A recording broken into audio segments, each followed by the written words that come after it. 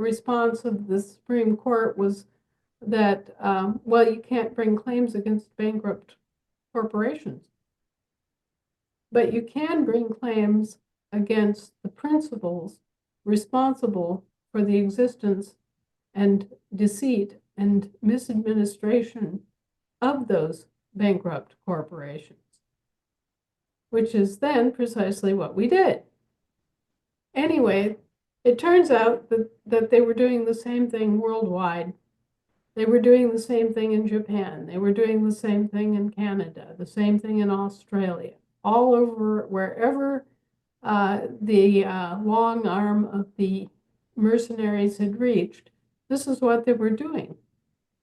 And so there are 17 countries in Europe that were occupied during the end of the Second World War, which have remained occupied ever since, just as we were occupied by what appeared to be our own military at the end of the Civil War, and have been occupied illegally ever since. And they were playing the same game. They were doing the same thing with all these European countries. They were doing the same thing with Japan. They were doing the same thing with all the former Commonwealth countries. And so by the time you get done with it, they're having this effect and they're playing this game in a majority of countries worldwide. They did the same thing throughout all of Africa. And they did it through the banking system. So this is like the mother of all frauds, the mother of all investment and embezzlement and securitization schemes. It is unimaginably huge, and yet it's all based on identity theft, impersonation, and the practice of barratry by the attorneys. The system only works because they have these courts for corporations and all this law for corporations and all these attorneys who are willing to stand there barefaced and prosecute you as if you were a corporation and as if you knew anything about this. They know that you're perfectly innocent. They know that you don't know. And so what they're doing is entirely cynical and evil. They are basically setting up a court system in tandem with the court system that should exist for people and operating this in a very cynical way to provide an, as they put it, appearance of justice. They put on a show, like a magic show or a sideshow at a carnival. They put on an act.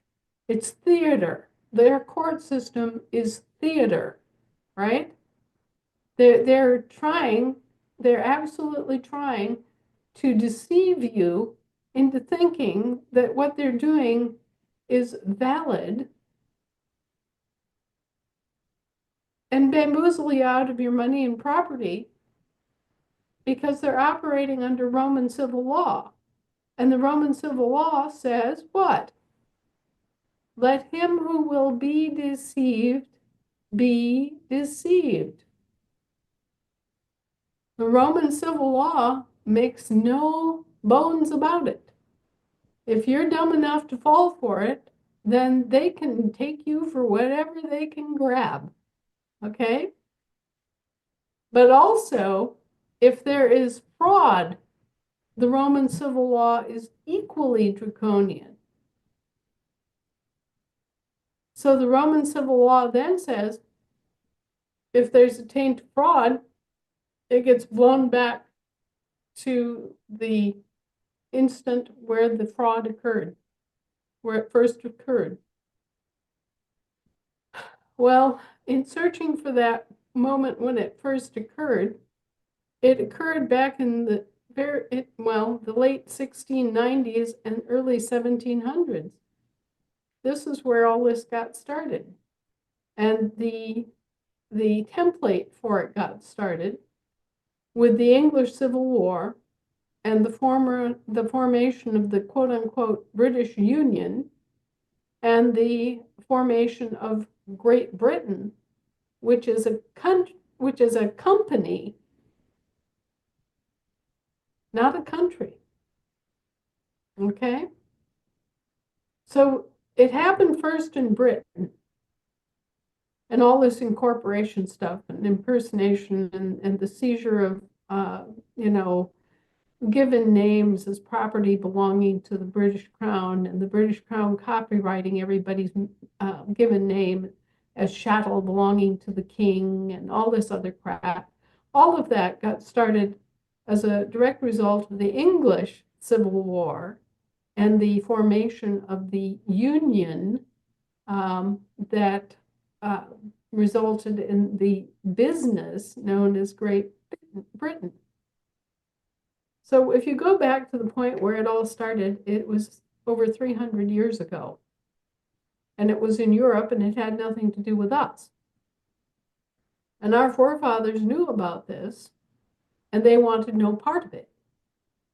And so, in part, the reason that the revolution was fought was resistance on the part of the American forefathers against the quote-unquote new British system, the new British law system, equity law, which is a bastardization of common law. It took common law and it mixed it with Roman civil law and with admiralty law and left you with this horrible mishmash, which was really just a theater.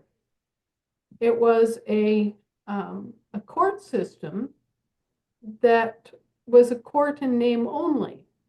It was actually a bill collection agency for the king and the pope.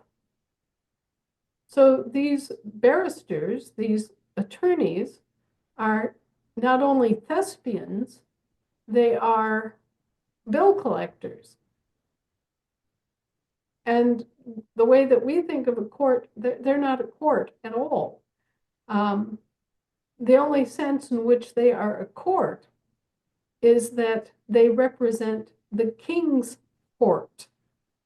And the king's officers are there to collect from those who owe the king taxes, tariffs, and other fees. Okay? So what we've had as a court system was basically ruined and corrupted 300 years ago.